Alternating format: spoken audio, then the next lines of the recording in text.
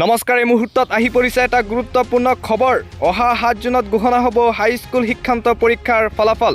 আৰু এনেধৰণৰ খবৰসমূহ নিতৌ চাবলৈ আমাৰ চেনেলটো সাবস্ক্ৰাইব কৰি দিব আৰু কাষতে থকা বেল আইকনটো প্ৰেছ কৰি দিব অহা 7 জুনত ঘোষণা হ'ব হাইস্কুল শিক্ষান্ত পৰীক্ষাৰ ফলাফল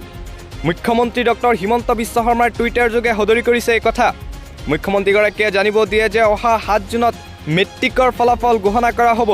অফলাইন আৰু অনলাইন মাধ্যমেৰে উপলব্ধ হ'ব ফলাফল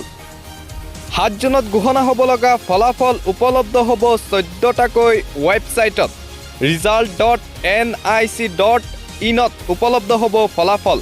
সেবাৰ অফিচিয়েল ৱেবছাইটত sebaonline.org ত উপলব্ধ হ'ব ফলাফল SMS-ৰ যোগেদিও লাভ কৰিব পাৰিব ফলাফল প্ৰায় 4 লাখ পৰীক্ষাৰ্থী এবাৰ অৱতীৰ্ণ হৈছে মেট্ৰিক পৰীক্ষাত মেট্ৰিকত এবাৰ অৱতীৰ্ণ হৈছে 4,19,887 গৰাকী ছাত্ৰ-ছাত্ৰী ছাত্ৰ পৰীক্ষাৰ্থী 1,95,181 গৰাকী সৰ্বমুঠ পৰীক্ষাৰ্থী আছিল 4,19,887 গৰাকী অহা 7 জুনত ঘোষণা হ'ব হাইস্কুল শিক্ষান্ত পৰীক্ষাৰ ফলাফল মুখ্যমন্ত্ৰী ডক্টৰ হিমন্ত বিশ্ব শৰ্মাই টুইট যোগে সদৰি কৰিছে এই কথা অফলাইন আৰু অনলাইন মাধ্যমেৰে উপলব্ধ হ'ব ফলাফল 7 জুনত ঘোষণা হ'ব লগা মেট্ৰিক পৰীক্ষাৰ ফলাফল 14টাকৈ ৱেবছাইটত উপলব্ধ হ'ব